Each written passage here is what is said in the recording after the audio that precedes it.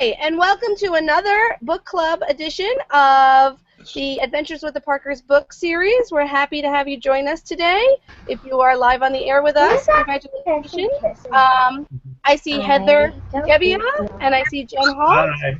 And our fearless presenter, Mike Graf, is here, and we're really excited to talk about Great Smoky Mountains book today. So I am going to now turn it on to Mike. I don't know if about a fearless presenter or not, but so the Great Smoky Mountains was book 6 in the Adventures with the Parkers series. I wrote them in order, but they don't take place in order. The family never ages. It is my wife's favorite book in the series. Totally unique place, very different than any national park. It's on the border of North Carolina and Tennessee. It's about 9 million visitors a year. One of the places in the park is the most popular part of the park by far, even though the whole park is popular, and that's the Cades Cove area. Some of the features of the park include over 80 historic structures. The Appalachian Trail runs through the park, and something called bioblitzes, where they're counting living creatures within certain areas. Amazing place. So I'm going to take you through a little slideshow of the park and talk about some of the features, and then maybe take some questions after. So I'm going to go to screen share right now and go onto my desktop and pull up the slideshow of the Smokies. Just did something a little bit funky, so hopefully I can go to screen share okay. Can everybody see my screen right now, my desktop? Yep. All right, so you should see now a picture of the Ridge Runner Rescue book. Everybody good with that? Yep. Awesome, awesome. So that's the Parker family. They're a fictitious family of 4, a mom and a dad, Kristen on the left and Robert on the right. Morgan and James are fraternal twins going into 5th grade, so they're 9 turning 10. They're a made-up family named after friends of mine, but it's their thing in the Parker series to take a vacation in each of these 12 national parks. And by the way, there may be a couple new Parker books coming out soon. I'm discussing with a publisher for new adventures for the Parkers. But in this case, they go to the Great Smoky Mountains for a week. So this is a map of the park, and I want to point out a couple features on this map. The yellow line cutting across the middle of the park, if you can see that yellow line, that is an 80 or so mile section of the Appalachian Trail. So 80 miles of it goes through the Great Smoky Mountains. You can go all the way from Georgia to Maine on the whole trail, which is about 2,000 miles. But 80 miles cuts through the park. My wife and I hiked from the middle of the trail all the way down to Cosby. So that would be the red road where it intersects up at Newfound Gap, right in the middle, all the way down. That was about 28 miles, and I cover that in the book. On the left side of the map there, way over to the left, is a little loop road, and that's where the Cades Cove area is. 9 million visitors visit the Smokies every year, but over 1 million visit Cades Cove area alone. So if you just made Cades Cove a national park, it would be one of the most popular national parks in the country. So let me show you some of the things going on in the Smokies. Of course, the trees are wonderful, whether it's spring, summer, or fall. In October every year, millions of people come for a fall color display. In April and May, thousands come for wildflowers as they bloom and they slowly work their way up the mountains.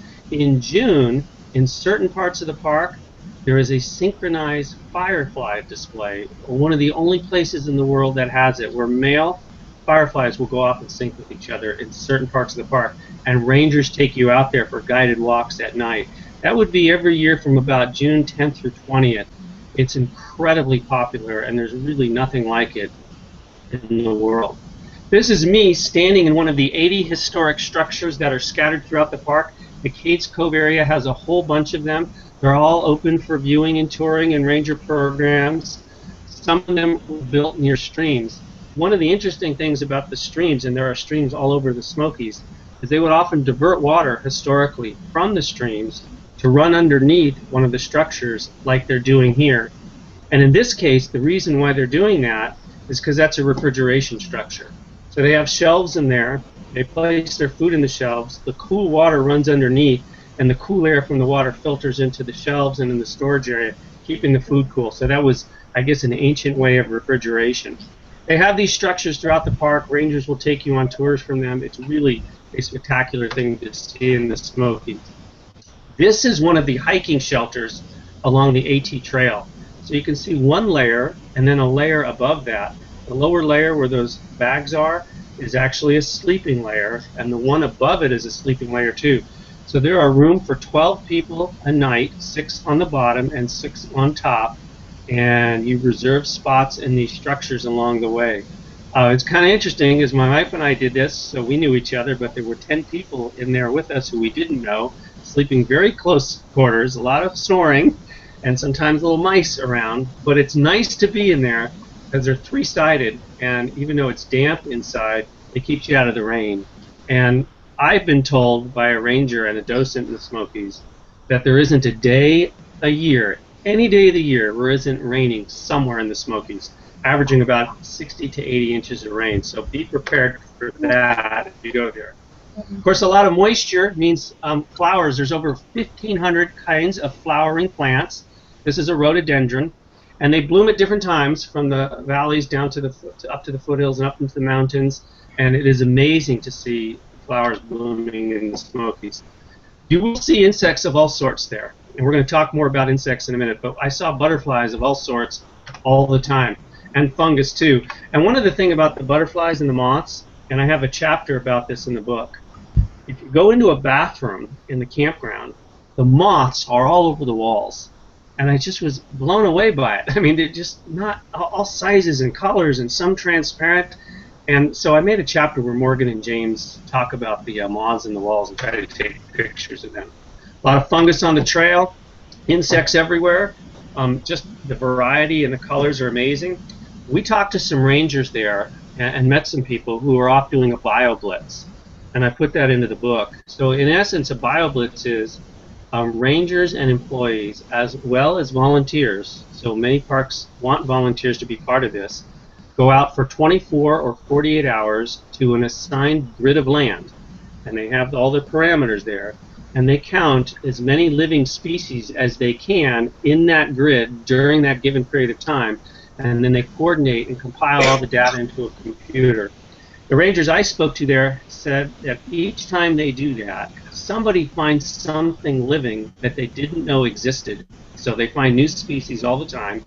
And there are over 100,000 living things of all kinds in the Smokies, which may make it the most biologically diverse place on the planet. And that theme of biological diversity and bioblitzes is all part of the Ridge Runner Rescue book. The canopy is amazing, so it's very hot and humid in the summer, but pretty much well shaded wherever you go. Among the historic structures are old schoolhouses and churches. So this is an old schoolhouse, and I have a scene in the Parker's book where the Parker family takes some seats at these desks here, and the kids simulate being a teacher in the old-fashioned days, so that's part of the book too. I was amazed by the canopy. It's so dense. You know, I live in California where it's very dry by comparison, and in summers are brown, but not so in the Smokies. And boy, did it rain in some places where we went. So the canopy, the forests were really impressive to me. One of the more popular trails there is up to the top of Mount LeConte. It's about a 5-mile hike. This is Alum Cave Bluff and the rock stairway through an overhanging cave on that trail. This is a hike that's done by pretty much all ages, 8 and up. It's a long day hike, but it's very popular. In fact, at the top there's a lodge there, and it's the only lodge that's hotel within the Smokies boundaries. So it's pretty neat to get up there, and they keep track of, some people, how many times they've hiked to the top of Mount LeConte. Along the way, wherever you go in the Smokies, you're going to pass running streams with canopy overhead. And it's pretty impressive to see these streams. This is the Mount LeConte Lodge. It's a small lodge. They do have a dining room there. You can have meals there. The cabins are very rustic. So you can stay inside the cabins with no electricity. It's pretty impressive to be there. Today we were there and got caught in a hailstorm up there. The elevation is over 6,000 feet there, and there are a number of peaks over 6,000 feet in the Smokies, which is about as high of elevation as the park gets. Unfortunately, near the tops of these mountains, there are some signs of acid rain, some pollution mixing in with the rainwater that's causing some havoc on some of the trees. And the views are quite hazy up there, partly because of the humidity in the air, and partly because of the pollution. Smokies is amazing for biological diversity, including salamanders. Everybody see that salamander right in the middle there? Are you all with me? Or have I lost everybody? Mike? Yeah, are you here? We're all here. We're just all muted. Can you hear me now? Yes, we can hear you fine. We're muted. We are muted. So, is there anything I need to do? No. Oh, no, you're muted. You mean you can't talk to me? I gotcha. All right, sorry. I just want to make sure. So I go on then. Okay. So this is one of the 32 known species of salamanders, which is more species than any single place on the planet. So some people refer to the Smokies as the salamander capital of the world. One of the more popular programs in the Smokies for kids is the salamander search. So you sign up with the rangers, and you go out and you look for these. They give you a plastic tub, and they show you where they would be fine, and it's typically in covered, moist areas. Teach you how to handle them. The kids will go out and capture a salamander, bring them to the front of the group in their plastic tub, so you handle them as little as possible. The ranger will identify the salamander, and you'll learn about the different types there. Usually, I'm told maybe 10 to 20 species are found by the group in a given area, which is pretty impressive. And then you go put the salamanders back where they used to live. I was constantly looking for salamanders in moss, under leaves, near streams. I probably saw about 10 species while I was there. The smaller species are about as long as a finger. The larger species, a water dog, can grow up to 2 feet long. In the Smokies, it lives in streams, in large streams. It typically burrows under the sand. But 2 feet long, that's about as long as a human arm, makes it the longest salamander in North America. So salamanders is a big deal in the Smokies. This is one of the more popular hikes there. It's Abrams Falls. This is out of the Cades Cove area. It is about a 2.5-mile hike to these falls. Not really swimmable. The water is just too torrent, too rapid there. But it's a wonderful day hike and extremely popular out of the back end of the Cades Cove area. Pretty much any trail you're hiking on in the Smokies, you're likely to see this mist. And that's where the Smokies gets their name. It's not smoke, it's humidity in the air. And because of the plants and the abundant moisture and abundant rainfall, there is a constant humidity in the air, therefore the name the Great Smoky Mountains. This is one of the 80 historic structures too. I was fascinated with them. I'm going to talk a little bit more about the historic structure that grabbed my attention the most in just a second. This is the road to Cades Cove. This part of the park gets over 1 million visitors a year. So when you go there, or if you go there, and I think it's a must-see if you're going to the Smokies, be prepared for large crowds. There's no lodging there. There is a campground right at the edge of Cades Cove. There's about a 12-mile dirt paved road, or a gravel road, as you can see here, that loops through Cades Cove. And most times it's open to automobile traffic. So in a summer day, it can be quite congested in there. But 2 times a week, when I was there, it was Wednesday morning and Sunday morning, they closed the road to cars. And in my opinion, that's by far the best time to go out there. So what they do, at the beginning of the loop road near the campground, there's a little store. They rent bikes, and many of the bikes are clunker bikes, and families will ride the 12-mile loop road with no cars on it. And unbelievable how many families are out there. It's extremely popular. It's only 12 miles, and you have little dips and valleys and rolling hills. One word of caution, there are so many places to stop, streams, day hikes, visitor center back there also, cabins to look at, that if you leave at 7 in the morning, by 9:30, 10 o'clock, they open it up to cars, and the cars will start catching up with you. So it's not a lot of time to go out there, but I highly recommend it. And this is the view of Cades Cove also. And it's also famous for wildlife. It's pretty common to see deer out here and wild turkeys. In some of the forests surrounding it, we saw bear. Smokies are well known for bear also, plus salamanders. And there are certain parts of the park that also have elk. Cades Cove area isn't one of them. Catalooche in the park is known for elk.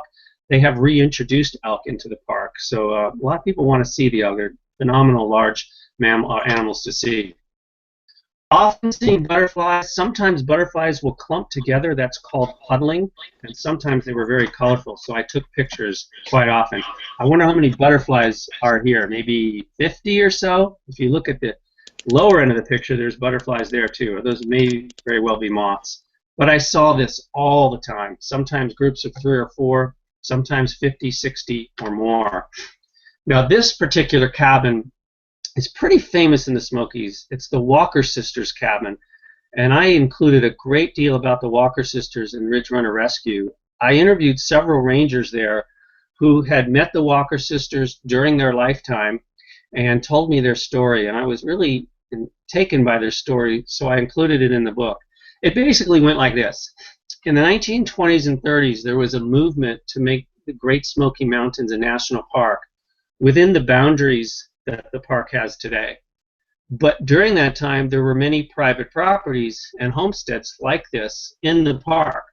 So there was some sort of trade-off. The Park Service bought out the land and gave them equal land outside the park, and most people took that trade. But the Walker Sisters didn't want to do that. They were 6 women who had lived in this exact cabin we're looking at throughout their lives. None of them were married. This cabin was primitive. It had no electricity, so everything was done in an old-fashioned way.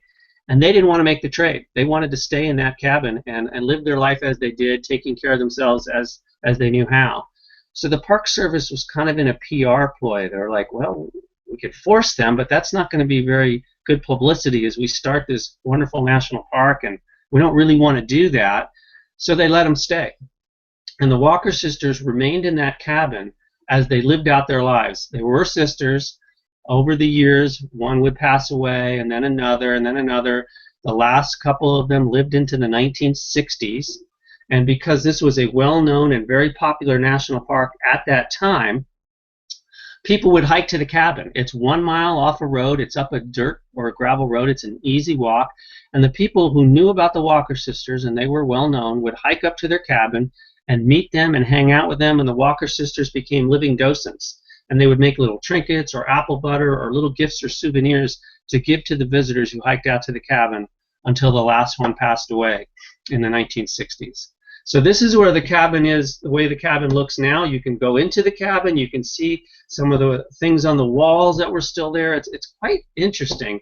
You can see some of the bushes and planted trees and orchards that were around the cabin that the Walker Sisters planted. About a mile away where this trail starts to the cabin is an old schoolhouse called Little Greenbrier School. And a ranger named Robin Goddard, she's actually a volunteer docent ranger, gives talks at the Little Greenbrier School. She's extremely well known in the Smokies, and her talks are attended by hundreds of people and very popular with school children.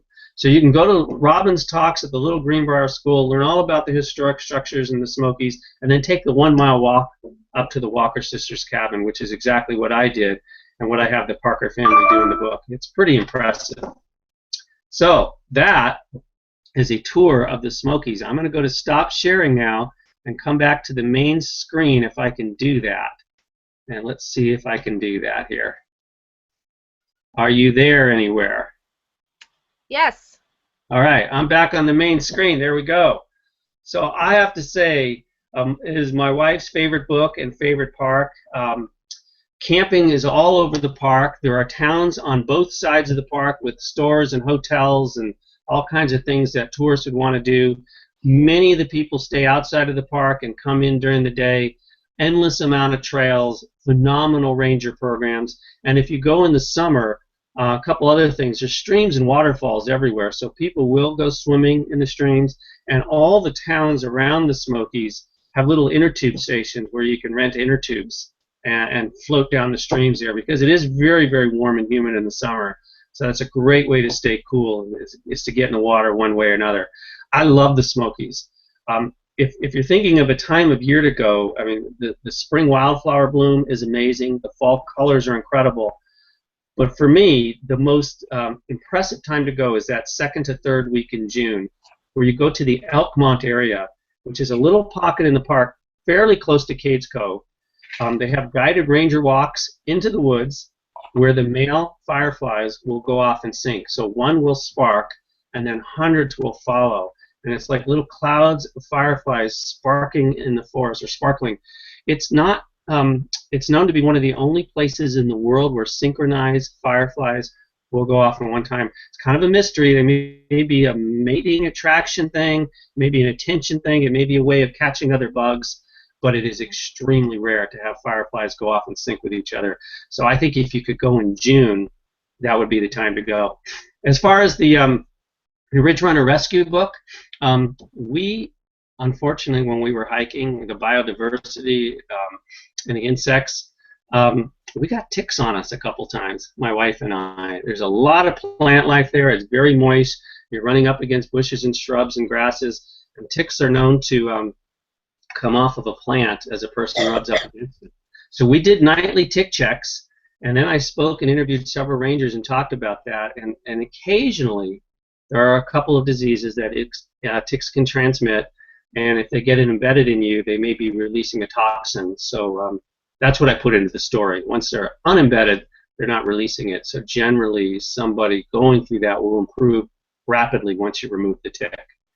And that's a little bit about Ridge Runner Rescue. Can I take some questions? Anyone have questions about the Smokies? I'm just going to tell you, if you're muted right now, which everybody else is, unmute yourself so that you can talk to Mike. Okay. I'm what we're doing now, a couple other things to mention. There are 12 books in the Parker series. I'm discussing with the publisher 2 more books that may be working on soon. One is the D.C. Mall in Washington, D.C., which will be totally different.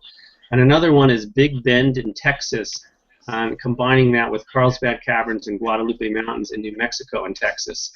One other thing I want to mention, too, next year is the 100th year anniversary or birthday of the National Park Service, 2016. So this is a big deal, and there's a number of organizations combining with government organizations to make national parks a big deal in 2016. If you go online to the National Park Foundation, to their website, you can learn about all kinds of special events and programs for 2016 to celebrate that birthday. But the one I want to mention the most is, because of this 100-year celebration next year, the organization National Park Foundation, combining with the government, has set up a program called Every Kid in the Park. And going onto their website, you can apply for any family that has a 4th grader in their family next year. They get a free pass for the year to all national parks next year. That's for the 2016 year, starting in the fall of 2015, which is totally awesome, I think. So that's a big deal. Go to the National Park Foundation website to find out more information on it. Any questions? Okay, Andy, do you have a question for Mike?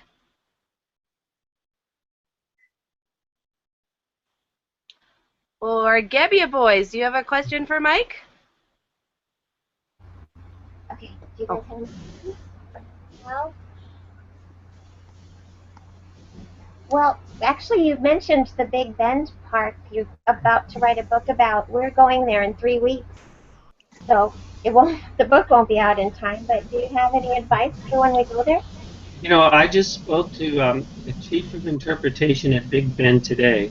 Of all national parks, that is one I have not been to. I've known a lot of people who've been there. It's been on my to-do list forever. I'm fascinated with it.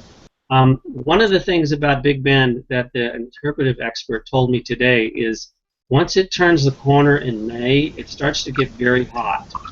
So he said, these were his exact words, May and June are Big Bend's hottest months.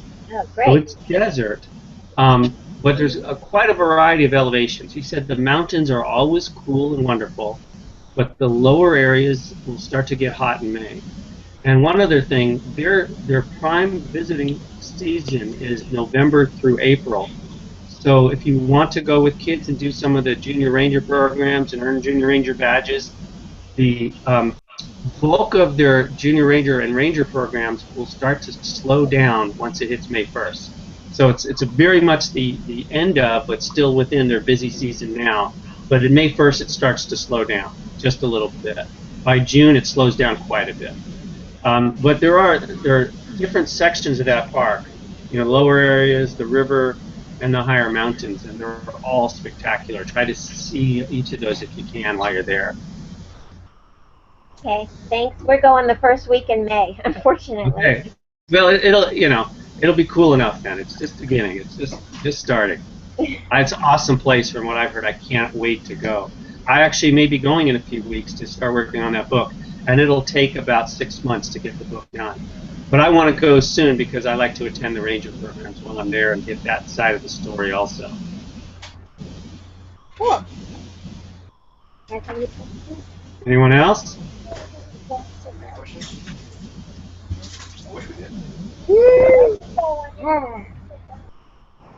Whole family, do you have any questions? We can't think of anything specific. We're going on Wednesday to the Smokies for a week, so we're really excited, and we're going to stay in Pigeon Forge. So is there anything specific about going this time of year that you'd recommend? The wildflowers, they will start their bloom lower down and then work their way up. Spring is magnificent there. The water is going to be incredible there. How long will you be there for? We're spending a week in Pigeon Forge. Oh, wonderful. You know, you can cross the park on the road in the middle, but there's also roads circling the park. The Cades Cove area is incredible, and if you have the ability to get one of the bike rides out there and rent bikes, or if you have bikes with you, a bike ride along Cades Cove, especially when the road's closed to cars, is highly recommended. But there's other parts of the park too, the Catalucci area, which is the opposite end of Cades Cove. A lot of people will go to Cades Cove because of the historic structures, but Catalucci has historic structures too. It's just not as well traveled as Cades Cove, so you'll feel a little bit more primitive with it. They're at opposite ends of the park. And there's also another area called the Roaring Fork Nature Trail, Motor Trail. So it's a motor nature trail. You can drive an 11-mile loop. There's a number of hikes along that loop, and there are historic structures in there too. And there's water features and other things as well. So I would say try to hit as many parts of the park as you can, even though it's a large park and you have to circle the whole place to get to them all. So there's a little bit of driving involved, but it's highly recommended. It's very much worth it. How far did you say that Cades Cove road is when it's closed to traffic for biking? I'm guessing, I think it's about 12 miles. You have about a 3-hour window in there, which is plenty of time to bike 12 miles. There's a few little rolling hills on the gravel road. The hard part about that is there's a whole bunch of places to stop. I haven't checked their schedule recently. I would like to see them keep it open to just bikes and walkers and joggers for longer than that. Because at the back end of that loop, about 6 miles in, is a visitor center and an historic area, and you could spend an hour or two there. And that's the trailhead to Abrams Falls also. So what we did is we did the whole bike ride, and then went and got in our car and drove out to Abrams Falls and the visitor center and stayed out there, so we didn't have to worry about it. So we went in there twice. And I think that's what a lot of people do, because once you're riding and the cars come up, you feel a sense of urgency to get on out of there. But if you're just riding it, you know, it's a couple hours. You can easily do that early in a couple hours. Okay, thanks. You're welcome. Mike, how do families get involved in the Salamander program? You go to the visitor center. You ask for a handout of all the ranger programs. Some of them are specifically for children like that one. Some of them are for all ages. So it'll give you a schedule. The Sugarlands Visitor Center is the most visited visitor center in the park, and they have phenomenal interpretive programs and ranger programs there. So you go get their newspaper. They'll tell you when and where each of those programs are. Some of them may require a sign-up ahead of time because they limit the numbers, and then you show up after you sign up, or you just show up if you don't need to sign up, and then you let the ranger take you on the tour and look for salamanders. Is there an age range for that? My recollection is 6 to 12 years old, but you know, parents will hang out with their children also. That's my recollection. They may tweak that or change that at times. So pretty much all ages. Whenever we go, I mean, my daughter just turned 6. Most parks are 6 to 12 years old is the suggested age range, but families join in. You know, if it's younger than that, then the parents hang out with them. Now, Maggie, my daughter, has been to ranger programs for 6 to 12 years old ever since she was 2 years old. So not a big deal that she isn't. We just stayed with her. Oh. Okay. I'm envious. Smokies are incredible. They're incredible. We so want to go back. Okay, well, if there's no other questions, what we'll do is we'll do our drawing for next month's book, which is Yosemite. Yosemite, awesome. Yeah. So I wrote down your names. Holt family, Gebbia family, and I will hold them very tight. And I will put them in a hat. And I will have my lovely assistant Blaze pick one out of a hat, please. Just one. No? Yeah. That's the one? Mhm. Okay, let's see who the winner is. Very high tech. The Holt family. The Holt family. Yay! Congratulations. I will get you connected to Mike so you can send him your best postal address, and he can get you the Yosemite book out to you. And when you do that, please tell me who to sign the book for also, so I could put some names in there and personalize it.